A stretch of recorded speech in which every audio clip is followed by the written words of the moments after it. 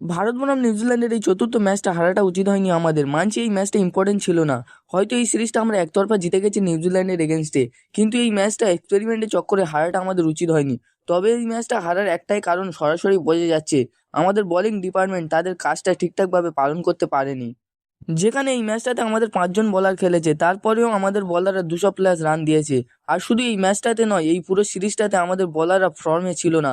তার কারণ এই সিরিজে 4টে ম্যাচের মধ্যে 3টে ম্যাচেই 200+ রান দিয়েছে আমাদের বোলাররা, শুধু 3 নম্বর ম্যাচটা বাদে। তবে এই ম্যাচে ভারতের হয়ে সব থেকে ভালো বল করেছে আশদীপ সিং, 2টো উইকেটের সাথে 8-এর ইকোনমিতে বোলিং করেছে। তবে বুমরাদা এই ম্যাচে একটা উইকেট নিয়েছে ঠিকই, কিন্তু 38 রান দিয়েছে। দেখো, একটা স্বাভাবিক বলারের জন্য তো এটা ঠিক আছে, কিন্তু আমাদের সর্বদা বুমরাদার ওপর থেকে একটু বেশি পারফরমেন্সের আশা থাকেই। কি আমি ভুল বলছি? আর নিউজিল্যান্ডের টিম শেফার্ড অসাধারণ। তবে কলকাতার জন্য একটা সুখবর, যে তাদের একটা প্লেয়ার এত সুন্দর ফর্মে আছে। শুরু থেকেই অ্যাটাকিং মোডে ইনিংস চালু করেছে নিউজিল্যান্ডের।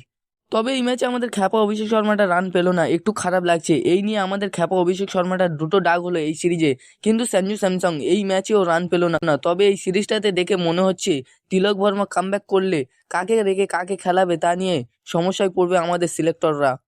কারণ এদিকে সঞ্জু স্যামসন রান পাচ্ছে না, আর ওপর দিকে ঈশান কিষান এত সুন্দর ছন্দে, আর রবি বিষ্ণই দলের সুযোগ পেয়ে কাজ দেখাচ্ছে। যদিও এই ম্যাচটাতে রবি বিষ্ণই একটু রান দিয়ে ফেলেছে, কিন্তু একটা উইকেট নিয়েছে।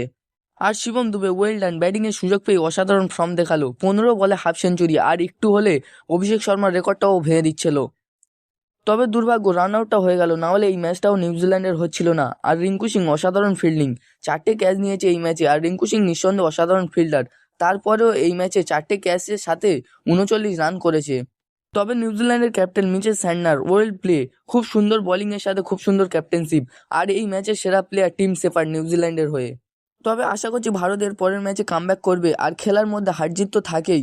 আর তবে যেটা ভুল তো ভুল, যেটা ঠিক তো ঠিক। তো বন্ধুরা, ভিডিওটা এই পর্যন্ত। যদি ভালো লেগে থাকে লাইক করো, কমেন্ট করো, আর চ্যানেলে যদি নতুন হয়ে থাকো চ্যানেলটিকে সাবস্ক্রাইব করে নাও।